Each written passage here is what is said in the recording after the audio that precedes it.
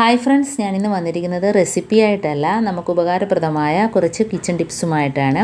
അപ്പം ഞാൻ ഇതേപോലെ കുറച്ച് ഏത്തയ്ക്ക എടുത്തിട്ടുണ്ട്. അത് നമുക്ക് കേടുകൂടാതെ കുറേ നാൾ ഇരിക്കണം എന്നുണ്ടെങ്കിൽ നമുക്ക് ഇതേപോലെ കോട്ടൺ സഞ്ചിയോ അതല്ലെങ്കിൽ കോട്ടൺ തുണിയിലോ പൊതിഞ്ഞ് പുറത്ത് വേണേലും കുറേ നാളിരിക്കും.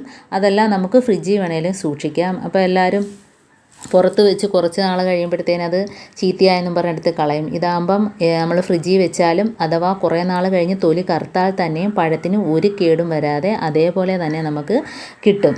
അപ്പോൾ ഞാൻ അതേപോലെ ചെയ്ത് നോക്കിയപ്പോൾ എനിക്ക് പഴത്തിന് തൊലി കറുപ്പ് വന്നാലും പഴത്തിനൊരു വ്യത്യാസവും വന്നിട്ടില്ല. അപ്പോൾ അതേപോലെ തന്നെ നമുക്ക് കുറച്ച് പച്ചമുളക് എടുക്കാം. അത് ഇതേപോലെ ഞെട്ട് കളഞ്ഞ് സൂക്ഷിക്കാവുന്നതാണ്. അപ്പോൾ കുറേ നാൾ ഇതേപോലെ ഇരിക്കും. ഞെട്ട് കളഞ്ഞാൽ ഇപ്പം നമുക്കത് പ്ലാസ്റ്റിക് കവറിനകത്താക്കിയോ ഇതുപോലെ ഏതെങ്കിലും ഒരു ബോക്സിനകത്താക്കിയോ അടച്ച് സൂക്ഷിക്കാവുന്നതാണ്. അടുത്ത ടിപ്പ്, നമുക്ക് കുറച്ച് ബീഫ് ഞാൻ ഫ്രീസറിൽ നിന്ന് എടുത്തതാണ്.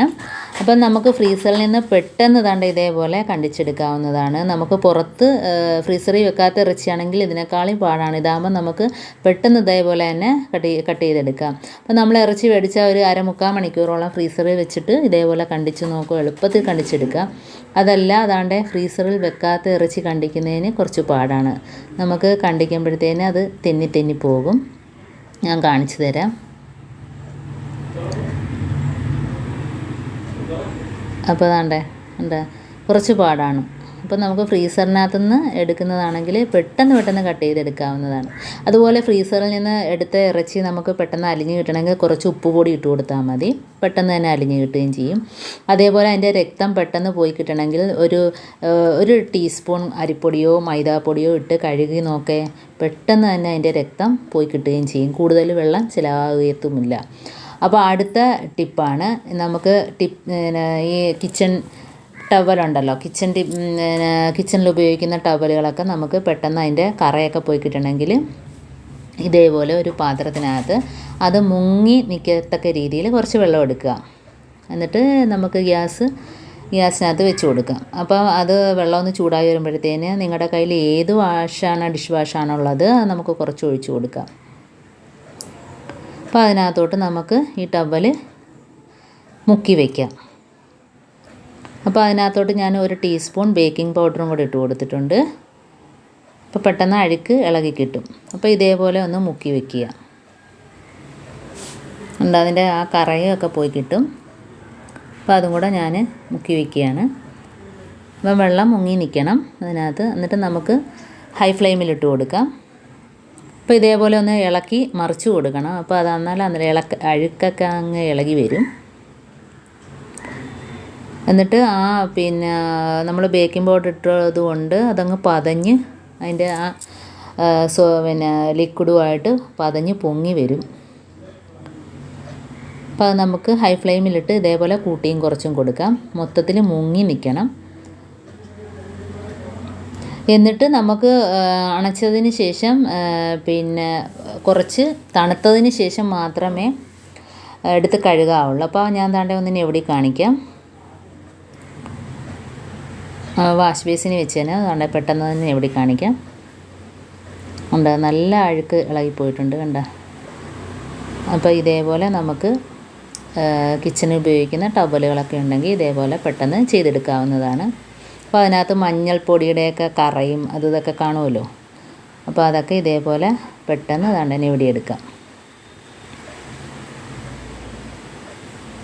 ഒരുവിധം നല്ല രീതിയിൽ വെളുത്ത് വന്നിട്ടുണ്ട്.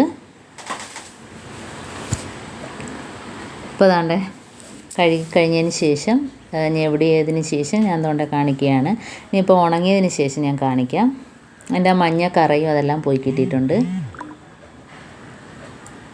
നല്ല വൃത്തിയായി വന്നിട്ടുണ്ട്. ഇനി നമുക്ക് അടുത്ത ടിപ്പ്. ഇനി മല്ലിയില ഇപ്പോൾ മേടിച്ചത് നമ്മൾ കഴുകാതെ തന്നെ ഇതേപോലെ അതിൻ്റെ ആ ചെവിടൊക്കെ കണ്ടിച്ച് കളഞ്ഞതിന് ശേഷം അതിനകത്തുനിന്ന് കറുത്ത ഇലകളൊക്കെ ഉണ്ടെങ്കിൽ അതൊക്കെ എടുത്ത് മാറ്റാം.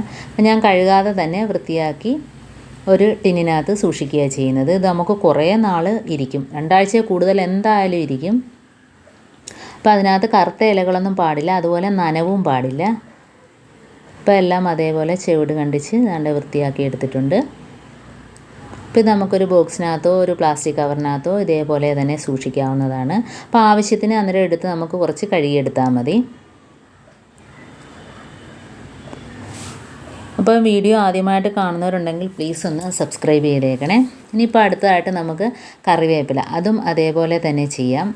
അത് ഓരോ തണ്ടായിട്ട് ഇളക്കിയെടുത്തിട്ട് ആ കമ്പൊക്കെ അങ്ങ് കളയാം. അപ്പോൾ ഇതിനകത്ത് കറുത്ത ഇലകൾ ഒരെണ്ണം പോലും പാടില്ല. അതൊരെണ്ണം ഉണ്ടെങ്കിൽ ബാക്കിയുള്ളതിനെയും കൂടെ അത് നശിപ്പിക്കും. അപ്പം നമ്മൾ കഴുകി വെക്കാം. ഇതേപോലെ കഴുകി വെച്ചാൽ ഇത്രയും നാളിരിക്കത്തില്ല. ഞാൻ അതും നോക്കിയിട്ടുണ്ട്. കഴുകി വെച്ച് നമുക്ക് കൂടുതൽ നാൾ സൂക്ഷിക്കാൻ പറ്റത്തില്ല. അപ്പോൾ അതും അതേപോലെ തണ്ട് കളഞ്ഞ് ഇതേപോലെ നമുക്കൊരു ബോക്സിനകത്തോ പ്ലാസ്റ്റിക് കവറിനകത്തോ സൂക്ഷിക്കാവുന്നതാണ്.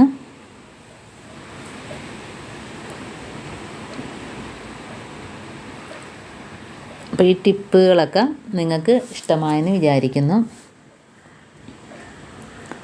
അപ്പോൾ അതും അതേപോലെ നമുക്ക് അടച്ചു വെച്ച് സൂക്ഷിക്കാം. അപ്പോൾ ഫ്രിഡ്ജിനകത്താണ് ഞാൻ വെക്കുന്നത് കേട്ടോ. അപ്പോൾ ഇതേപോലെ ചെയ്ത് നമുക്ക് ഫ്രിഡ്ജിനകത്ത് വെച്ച് കുറച്ച് നാൾ കൂടുതൽ സൂക്ഷിക്കാം. അപ്പോൾ അതുപോലെ പുതിന ഇലയും കൂടെ എടുത്തിട്ടുണ്ട്. അതും അതിൻ്റെ കറുത്ത ഇല തണ്ട് അതെല്ലാം എടുത്ത് കളഞ്ഞതിന് ശേഷം ഇതേപോലെ ഒരു ബോക്സിനകത്താക്കി അതും അതേപോലെ സൂക്ഷിക്കാവുന്നതാണ്. ഇതും കുറേ നാൾ നമുക്ക് ഇതേപോലെ തന്നെ ഇരിക്കും. എടുക്കുമ്പോഴത്തേന് ഇപ്പോൾ ആവശ്യത്തിന് എടുത്ത് കഴുകി എടുത്താൽ മതി. അപ്പോൾ ഈ ടിപ്സുകളെല്ലാം നിങ്ങൾക്ക് ഇഷ്ടപ്പെട്ടെന്ന് വിചാരിക്കുന്നു. അപ്പോൾ എല്ലാവരും ഇതേപോലെ ഒന്ന് പരീക്ഷിച്ച് നോക്കുക. അപ്പോൾ ഇഷ്ടപ്പെട്ടെങ്കിൽ ഒന്ന് ലൈക്ക് ചെയ്യുക, കമൻറ്റ് ചെയ്യുക, സബ്സ്ക്രൈബ് ചെയ്യുക. അപ്പോൾ അടുത്ത വീഡിയോ ആയിട്ട് നമുക്ക് വീണ്ടും കാണാം. Thanks for watching.